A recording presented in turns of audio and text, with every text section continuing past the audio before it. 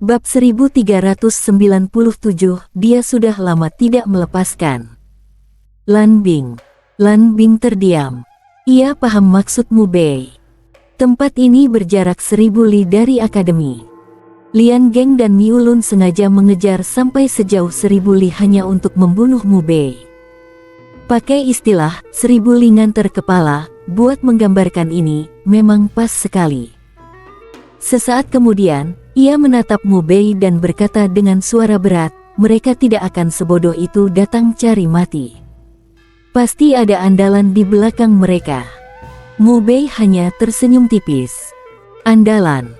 Kalau ditempelkan kedua orang sampah itu, andalan mereka di mata Mu Bei sama sekali tidak layak disebut andalan. Datang ya cuma buat mati. Lian Geng menyeringai dingin. Ia menoleh ke arah Lan Bing, kamu memang cukup pintar. Lebih pintar dari dia. Sayang, tetap saja tidak bisa lepas dari mati. Termasuk bibimu itu. Berani tidak sopan pada kakekku, cepat atau lambat juga bakal ku bikin mati. Saat bicara, matanya memancarkan sinar cabul.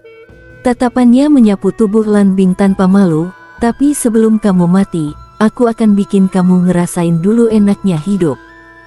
Hehe, bakal sangat nikmat. Wajah Lan Bing langsung menggelap. Kong. Sebilah pedang muncul di tangannya. Ia langsung menebas ke arah Lian Geng. Sekali tebas, secercah cahaya nedang fang tajam menyapu langsung ke arah Lian Geng. Lian Geng hanya mencibir. Detik berikutnya, tubuhnya memancarkan cahaya. Cahaya pedang yang ditebas Lan Bing hancur seketika. Lalu, sebuah sosok tiba-tiba terkondensasi di depan tubuh Lian Geng. Lian Yu. Wajah Lan Bing seketika tenggelam, inkarnasi roh ilahi. Ia cepat-cepat berbisik pada Mu Bei, mundur. Inkarnasi roh ilahi Lian Yu ini, auranya sangat mengerikan. Menghabisi kultivator di bawah ranah 13, sama sekali bukan masalah. Mu Bei berkata, senior, jangan tegang. Bukan apa-apa. Lan Bing tertegun. Inkarnasi roh ilahi milik kepala instruktur, dan ini masih dibilang bukan apa-apa. Hah. Lian Geng menatap Mu Bei, tertawa mengejek, sudah di ujung maut masih saja besar mulut.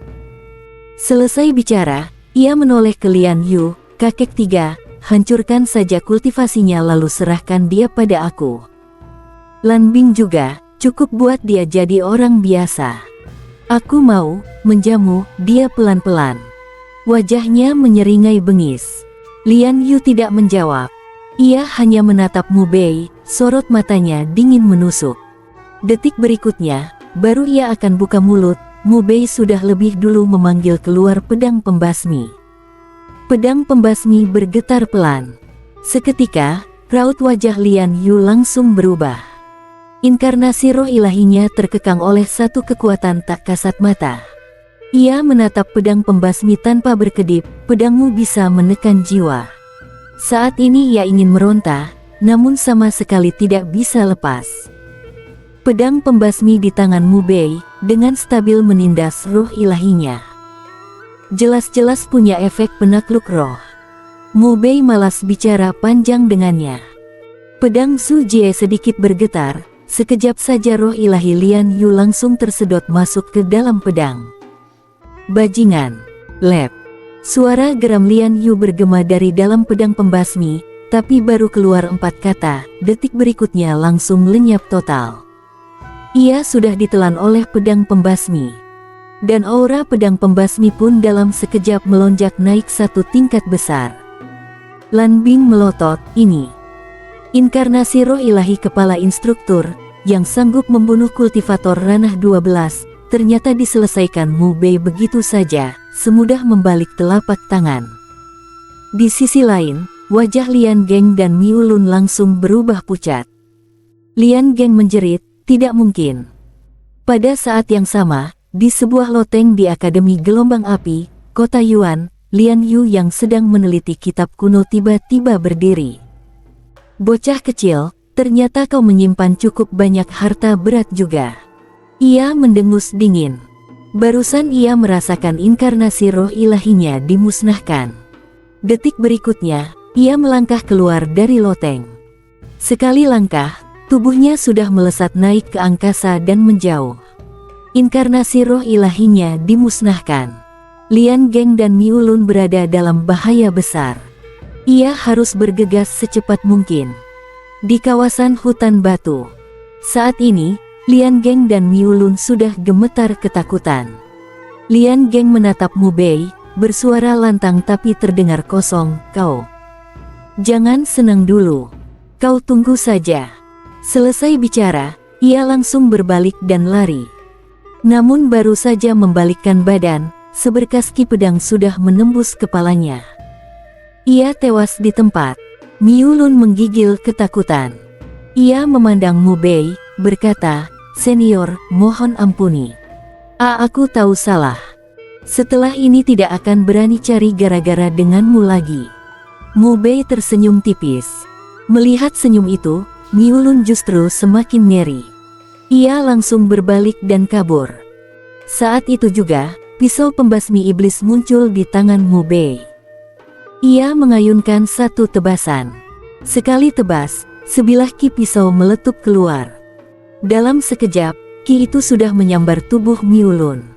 Boom! Tubuh Miu Lun meledak hancur.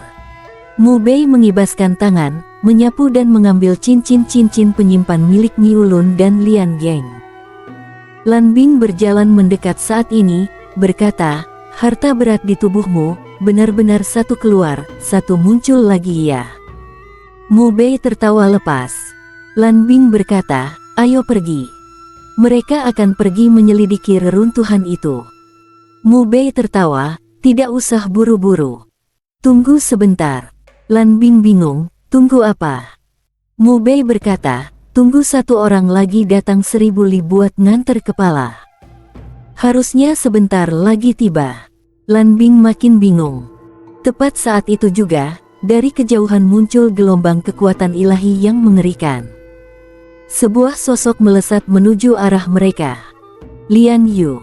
Dalam sekejap mata, Lian Yu sudah tiba. Wajah Lan Bing sedikit berubah.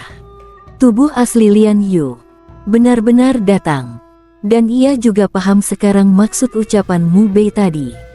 Orang Fang ia tunggu, ternyata adalah Lian Yu Inil. Ia berbisik pelan, "Senior, kau bisa menghadapinya." Mu Bei tersenyum, "Sepele." Lan Bing, sepele. Seorang kuat ranah 13 dewa, sepele." Saat ini, Lian Yu yang baru tiba di lokasi langsung melihat mayat Lian Geng dan Miu Lun.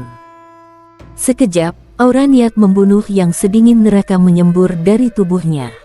Ia menatap Mu Bei tajam, "Sampah." Ia melangkah setapak demi setapak menuju Mu Bei. Kemanapun ia lewat, angin dingin menyapu. Mu Bei kembali tersenyum. Detik berikutnya, hulu kekacauan melesat keluar. Dalam sekejap, hulu itu menghantam tubuh Lian Yu. Bang! Tubuh Lian Yu terlempar seperti orang-orangan jerami. Saat ia masih melayang dan belum sempat menstabilkan diri, tubuh kasarnya sudah pecah berkeping-keping. Tinggal menyisakan roh ilahi.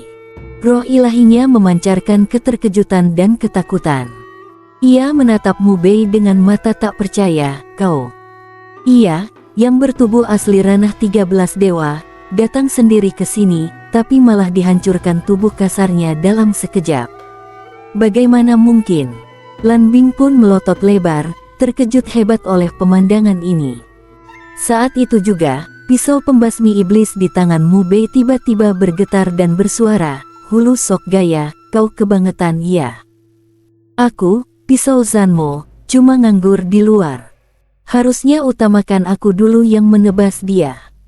Hulu kekacauan memantul-pantul sambil berkata, "Sesama kawan, ngomong apa sih? Lagi pula, bukankah roh ilahinya sudah kubiarin buatmu? Roh ilahi biar kau yang tebas." Mu Bei buru-buru berkata, "Biarkan." Sret. Pisau pembasmi iblis sudah lebih dulu terbang keluar. Seketika menebas ke arah roh ilahi Lian Yu yang masih tertegun. Roh ilahi Lian Yu hancur lebur di tempat. Mu Bei, roh ilahi ranah 13 itu sangat berguna untukku, kenapa malah kau tebas? Ia berkata pada pisau pembasmi iblis. Pisau pembasmi iblis menjawab, kau ngomongnya kelamaan. Lain kali bilang lebih cepat ya. Mu Bei. Ia benar-benar tidak ingin bicara lagi. Ia hanya mengambil cincin penyimpan milik Lian Yu, menyapu dengan kesadarannya. Isi di dalamnya memang tidak sedikit barang bagus. Saat ini, Lan Bing masih terpaku. Ia menunjuk hulu kekacauan dan pisau pembasmi iblis. Itu, mereka bisa bicara. Hulu dan pisau ini bisa bicara. Ini senjata dewa berjiwa senjata dalam legenda. Mu Bei baru hendak berkata sesuatu ketika hulu kekacauan sudah lebih dulu terbang ke hadapan Lan Bing, gadis kecil, mau tidak membuat satu transaksi. Lan Bing masih tenggelam dalam keterkejutan. Mendengar ucapan hulu Hundun, ia hanya bengong, transaksi apa? Mu Bei juga ikut bingung. Hulu pembangkang ini mau bikin transaksi dengan orang. Ini pertama kalinya ia melihat. Saat ini, hulu kekacauan memancarkan cahaya pedang kekacauan, lalu memantul mengitari Lan Bing. Aku, hulu ini, meminjamkan cahaya pedang kekacauan ini padamu beberapa hari. Sebagai gantinya, kau bantu si muka tebal itu menghangatkan ranjang. Dia sudah lama tidak melepaskan. Mu Bei. Sialan. Bab 1398, sepertinya dia salah paham. Wajah cantik Lan Bing langsung memerah. Ia tertegun sejenak, lalu menoleh pada Mu Bei dan berkata, kamu ngajarin dia kayak gitu, gak terlalu bagus loh. Mu Bei melongo. Hah, aku ngajarin dia. Aku bersumpah pada langit dan bumi, benda ini murni rusak dari sananya. Labu kekacauan ikut menyahut, betul, si muka tebal gak pernah ngajarin aku begini. Beneran gak? Sama sekali gak. Semua kelakuan ini hasil belajar sendiri. Gak ada hubungannya sama muka tebal. Sungguh. Wajah Mu Bei langsung menghitam. Dalam hati ia mengumpat, ini omongan bukannya malah jelas-jelas bikin orang curiga. Ia memandang Lan Bing, baru mau menjelaskan, tapi Lan Bing sudah mendahului, nggak apa-apa. Itu juga sifat lelaki. Aku mengerti. Suka cewek itu nggak berarti watakmu jelek. Mu Bei. Ini sungguh terlalu menyesatkan. Ia melotot ke arah labu kekacauan. Ingat aja kamu. Begitu, telurku, bangun kali ini, aku pasti ngajarin kamu jadi labu yang benar. Labu kekacauan menggigil kecil, buru-buru berkata, jangan gitu, muka tebal. Semua masih bisa dibicarakan baik-baik. Lan Bing malah tambah bingung. Ia memandang Mu Bei. Kamu, telurmu bangun. Itu, masih bisa tidur. Mu Bei mengangguk pelan. Labu kekacauan menimpali, dia punya satu butir telur yang sangat hebat. Super hebat. Lan Bing terkejut. Cuma satu butir. Tatapannya otomatis turun ke bawah tubuh Mu Bei. Itu, Mu Bei. Labu kekacauan. Pedang pemenggal iblis. Labu kekacauan melirik Mu Bei. Kayaknya dia salah paham sesuatu. Pedang pemenggal iblis menyahut, dan salah pahamnya dalam banget. Mu Bei memandang Lan Bing. Senior, tolong pikirannya disucikan sedikit. Telur yang ini bukan telur yang kamu bayangkan. Ini adalah makhluk misterius yang belum lahir, masih dalam cangkang. Aku lagi menetaskannya. Sama sekali beda dengan telur yang kamu pikirkan. Lan Bing langsung memerah sampai telinganya. Detik berikutnya, ia berbalik badan. Sudah, ayo pergi ke reruntuhan itu. Mu Bei. Ia pun cepat-cepat menyusul. Tak lama, keduanya tiba di reruntuhan kuno di gurun tanpa akar itu. Angin pasir meraung. Di antara gundukan pasir, satu persatu bangunan kuno menyembul keluar. Di banyak tempat, terukir simbol-simbol misterius. Simbol-simbol itu memancarkan kilau samar, membawa rasa dalam dan tak terukur. Dan kompleks bangunan kuno ini membentang sangat luas, Uyungfa bahkan tak kelihatan. Secara keseluruhan, jelas sama sekali tidak sederhana.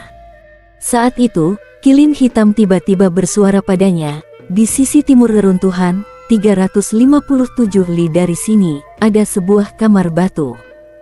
Di dalamnya tersimpan satu pusaka spiritual luar biasa.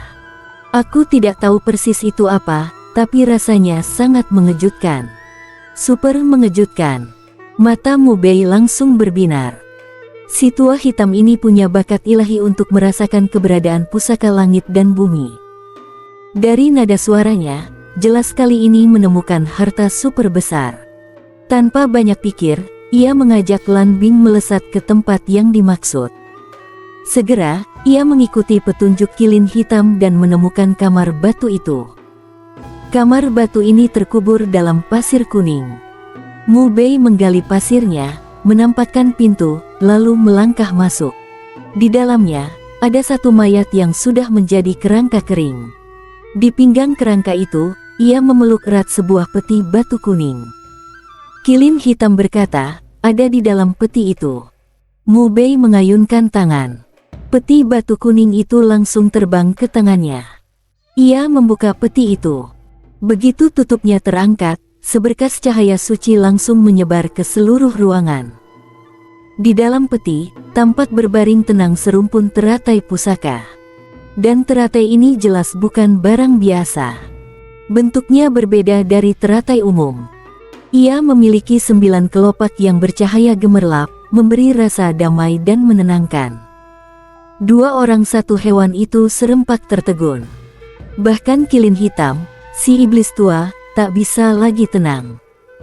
Ia melotot dan berseru, gila, jangan-jangan ini. Lan Bing menelan ludah. Teratai 9 peringkat yang legendaris itu. Mu Bei mengangguk ragu, kayaknya. Iya. Teratai 9 peringkat. Dalam legenda, ini adalah pusaka super yang terlahir dari rahim langit dan bumi sendiri. Konon, di masa lampau, makhluk tertinggi dari jalur Buddha dan Dao pernah punya satu teratai 9 peringkat. Dengan itu, mereka menyapu seluruh dunia, hampir tak punya lawan sebanding. Dan katanya, jika berhasil dimurnikan dan diserap, seseorang bahkan bisa langsung memperoleh kemampuan untuk hidup abadi. Keabadian. 2 kata ini, tak diragukan lagi, adalah impian tertinggi dunia kultivasi di zaman sekarang. Sejak alam semesta agung berubah drastis, 2 kata itu keabadian sudah jadi hal yang amat sulit dicapai. Kaya mendadak, mata Mu Bei berkilat tajam. Ia langsung berniat mematahkan satu kelopak teratai untuk dicicipi. Tepat saat itu, satu suara tiba-tiba terdengar dari dalam teratai 9 peringkat itu, aku ini penjelmaan kesucian setinggi ini, kamu juga mau makan? Hati nuranimu nggak sakit apa? Mu Bei, Oilin hitam, Lan Bing, 3. 2 orang satu hewan itu menatap lekat-lekat pada teratai itu. Teratai ini punya kesadaran. Lalu, satu suara lain kembali terdengar dari dalam teratai. Lihat tampang kalian, kayak orang yang belum pernah lihat dunia. Deso banget. Mu Bei, kilin hitam, Lan Bing. Sial, teratai ini agak songong juga. Mu Bei berkata, makan aja. Kilin hitam, setuju. Lan Bing, makan. Teratai 9 peringkat. Ia buru-buru berseru, aku tadi cuma bercanda sama kalian. Kok kalian sama sekali nggak punya rasa humor sih? Mu Bei, kilin hitam, Lan Bing. Mu Bei mendengus, cepat juga ciut nyalimu. Teratai 9 peringkat berkata, itu namanya bukan ciut nyali. Ini disebut teratai keren yang tahu menyesuaikan diri dengan zaman. Mu Bei, kilin hitam, Lan Bing. Lidahnya lumayan luwes juga. Berikutnya, Mu Bei menyentil kelopaknya pelan. Ngomong-ngomong, sebenarnya kamu ini gimana ceritanya? Teratai 9 peringkat menjawab, dulu, sekte besar di tempat ini menemukan aku. Lalu mereka diincar oleh seorang kultivator sesat. Kultivator sesat itu, Ya, kerangka yang kalian lihat di depan kalian ini. Dia lumayan kuat. Satu orang melawan seluruh sekte sampai sekte itu runtuh total. Tapi, sekte ini juga memakai seluruh rahasia besar mereka untuk menguras habis nyawanya sampai mati. Mu Bei mengangguk. Kedengarannya memang cukup sederhana. Sebuah sekte besar mendapatkan pusaka super seperti teratai 9 peringkat ini. Lalu diincar oleh kultivator sesat yang datang untuk merampasnya, dan pada akhirnya kedua pihak sama-sama hancur. Berikutnya, ia menatap teratai 9 peringkat itu dengan heran. Jadi sepanjang waktu kamu cuma nongkrong di dalam peti, nonton mereka bertarung. Itu kultivator sesat, dan sekte ini, dulu mereka berdua sama sekali nggak pernah memakai kamu. Teratai 9 peringkat menjawab, waktu itu aku memang belum bisa dipakai. Kira-kira baru sebulan lalu aku melahirkan kesadaran. Lan Bing bertanya, baru sebulan lalu kamu punya kesadaran, terus kok kamu tahu kejadian 10.000 tahun yang lalu? Teratai 9 peringkat berkata, jangan ditanya. Kalau ditanya pun aku nggak jelas. Pokoknya begitu aku sadar, memori itu sudah ada. Lan Bing hanya menggumam pelan, tanda mengerti. Suasana kembali hening.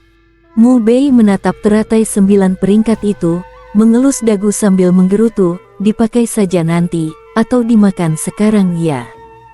Kalau disimpan, ini bakal jadi pusaka super. Tapi kalau dimakan, bisa langsung keabadian. Bikin pusing juga. Teratai 9 peringkat. Ia buru-buru berseru, saudara besar, pandanganmu tolong dibuat lebih jauh. Kalau aku sudah mencapai kesempurnaan, aku bisa menghancurkan langit dan bumi waktu itu, apa Susanfa bantu kamu meraih keabadian? Pasti gampang. Simpan aku. Kita punya pusaka penghancur langit dan bumi, dan ke depan juga bisa keabadian. Bukankah itu lebih bagus daripada kamu makan aku sekarang? Mu Bei, kilin hitam, Lan Bing. Keinginannya untuk hidup benar-benar kuat. Tapi, omongannya memang cukup masuk akal. Mu Bei menatapnya.